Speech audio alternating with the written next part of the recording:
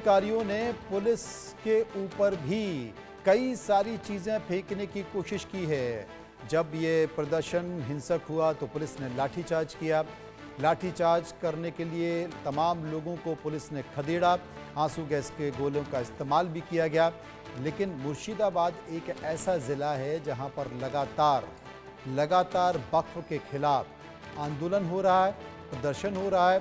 तमाम मुस्लिम सड़कों पर उतरकर इसका विरोध कर रहे हैं और विरोध के दौरान ही पुलिस उन्हें रोकने की कोशिश कर रही है और जब वो नहीं मान रहे तो पुलिस को मजबूरन लाठीचार्ज करना पड़ रहा है, आंसू गैस के गोले छोड़ने पड़ रहे हैं। लेकिन इन सब के बीच आपको ये भी बता दें कि पश्चिम बंगाल के मुख्यमंत्री ममता बनर्जी ने साफ तौर पर यह कह दिया कि केंद्र की सरकार पश्चिम बंगाल में लोगों का बंटवारा करना चाहती है।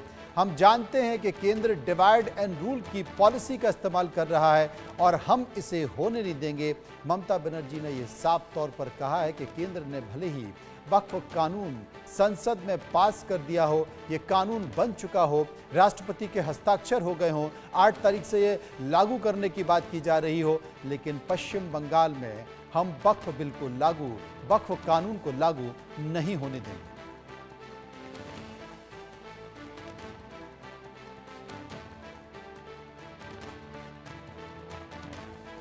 तो आप तस्वीरें देख सकते हैं पश्चिम बंगाल के मुर्शिदाबाद की, जहां पर जमकर बवाल हो रहा है।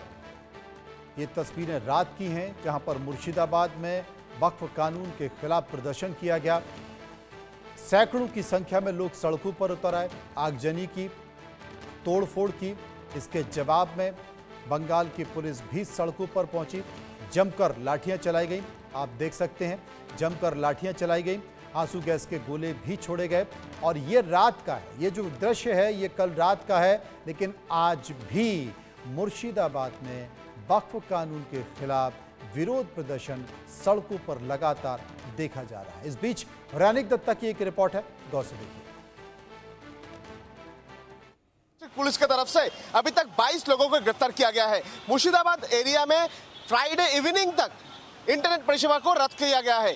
स्तुति पुलिस स्टेशन एरिया के अंतर्गत जिस जगह में यह घटना हुआ था उस जगह में पुलिस पिकेट बैठाया गया है, उसके साथ साथ ही रैपिड एक्शन फोर्स को मौजूद रखा गया है।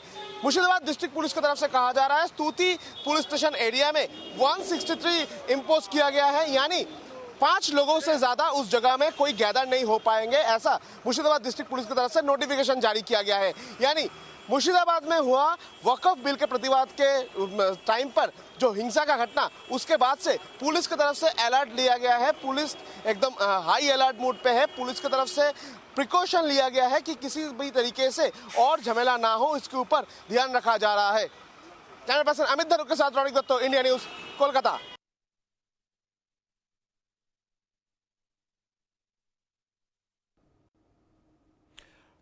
तो रैनिक दत्ता लगातार सड़कों पर पहुंचकर वो रिपोर्ट दिखा रहे हैं। रैनिक दत्ता हमारे साथ लाइव भी जुड़ चुके हैं, सीधे हम रैनिक दत्ता के पास चलेंगे। रैनिक, मुर्शिदाबाद में रात में हमने देखा कि किस तरीके से सड़कों पर उतरकर वक्फ के खिलाफ विरोध प्रदर्शन किया जा रहा है, लेकिन पश्चिम बंगाल की मुख्यमंत्री ममता बनर्जी ने यह साफ तौर पर कह दिया है कि हम वक्फ के इस कानून को पश्चिम बंगाल में लागू नहीं होने देंगे। हम जानते हैं कि केंद्र की सरकार डिवाइड एंड रूल की पॉलिसी अपना रही है और हम उनको उनके जो मकसद है उसमें सफल नहीं होने देंगे।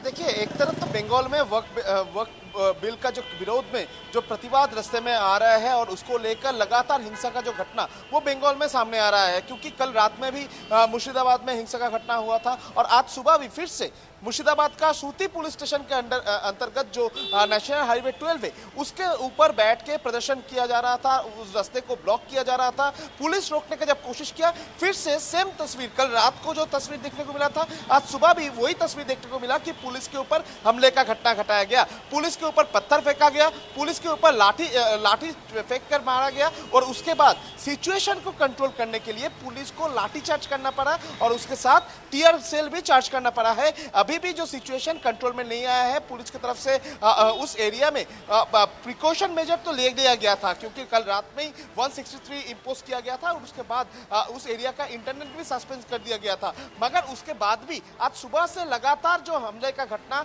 वो अभी भी कंटिन्यू है मुर्शिदाबाद में। मगर ये सिचुएशन में मुख्यमंत्री ममता बनर्जी की तरफ से डायरेक्टली ये इंजाम दिया जा रहा है सेंट्रल गवर्नमेंट के ऊपर। ममता बनर्जी की तरफ से कहा जा रहा है कि सेंट्रल गवर्नमेंट की तरफ से जो डिवाइड एंड रूल पॉलिसी खेला जा रहा है, यानी बंगाल को बांटने का कोशिश सेंट्रल गवर्नमेंट की तरफ से किया जा रहा है। मगर अभी आप सिचुएशन देखिए, पश्चिम बंगाल में जब मुर्शिदाबाद में लगातार 24 घंटे होने चला है, अभी भी मुर्शिदाबाद का जो परिस्थिति वो शांत नहीं हुआ है। मुर्शिदाबाद में पुलिस के ऊपर लगातार हमले का घटना घटाया जा रहा है, पुलिसकर्मी घायल हो रहा है, करीब 29 के ऊपर लोग इस पूरा मामले पर गिरफ्तार हुआ है। ये सिचुएशन को कंट्रोल करने के जगह पर ममता बनर्जी की तरफ से इसका दोष दिया जा रहा है, इसका आरोप दिया जा रहा है सेंट्रल गवर्नमेंट के ऊपर इस तरीके का सिचुएशन में।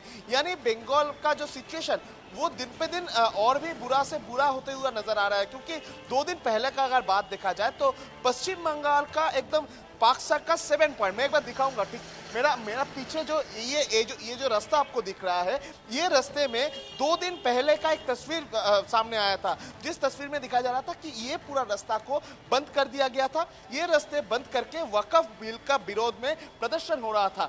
सिर्फ वो प्रदर्शन नहीं, प्रदर्शन के नाम पे इस जगह से भड़काऊ बयान दिया जा रहा था, जो बयान हम लोग बार बार से दिखा भी रहे थे, जिस बयान में कहा जा रहा था कि संसद आप लोगों का हो सकता है मगर रास्ते हम लोगों का है, हम लोगों को रास्ते में उतरना पड़ेगा, अगर हम लोग रास्ते में नहीं उतरेंगे तो हम लोग टोपी भी नहीं पहन सकते। इस तरीके का भड़काऊ बयान दिया जा रहा था और जिसके नतीजा पर देखने को मिला है कि मुर्शिदाबाद में लगातार हमले का घटना हो रहा है, पुलिस को इंजर्ड होना पड़ रहा है, पुलिस को हॉस्पिटलाइज होना पड़ रहा है। इस तरीके का तस्वीर बंगाल से सामने आ रहा है और आज भी मुर्शिदाबाद में 163 लागू होने के बावजूद भी मुर्शिदाबाद में 163 लागू किया गया है और उसके साथ साथ ही इंटरनेट परिषेवा को रद्द कर दिया गया है। Rapid action force, QRT force जैसे स्पेशल फोर्स को भी उधर तैनात रखा गया है। मगर उसके बावजूद भी मुर्शिदाबाद में आज सुबह भी पुलिस के ऊपर हमले का घटना घटा है, पुलिस के ऊपर पत्थरबाजी किया गया है, पुलिस को देखते हुए लाठी फेंक के मारा गया है। यानी पुलिस को टारगेट जो किया जा रहा है, आप तस्वीर से ही देखेंगे, जिस तस्वीर में एकदम स्पष्ट है कि ये जो प्रतिवाद करने के लिए जो लोग रास्ते में आए थे, उन लोगों के हाथ में लाठी थे, उन लोगों का हाथ में पहले से ही पत्थर थे। यानी पूरा प्रिपरेशन करके आया गया था कि उन लोगों को अगर कोई रोकेगा तो उन लोग हमले कर बैठेंगे और पुलिस के ऊपर डायरेक्टली हमला किया गया, जिसमें करीब 4 से 5 पुलिस पर्सनल घायल भी हुए हैं। और इस सिचुएशन को कंट्रोल करने के लिए रैफ को रास्ते में उतरना पड़ा है, लाठी चार्ज करना पड़ा है, टीयर सेल चार्ज करना पड़ा है। कल रात को भी पड़ा था और आज सुबह भी पड़ा है टीयर सेल चार्ज करना। यानी ये सिचुएशन अभी भी कंट्रोल में नहीं आ रहा है। मगर ये सिचुएशन को कंट्रोल करने के जगह पर ममता बनर्जी की तरफ से कहा जा रहा है कि ये पूरा घटना सेंट्रल गवर्नमेंट की वजह से हो रहा है,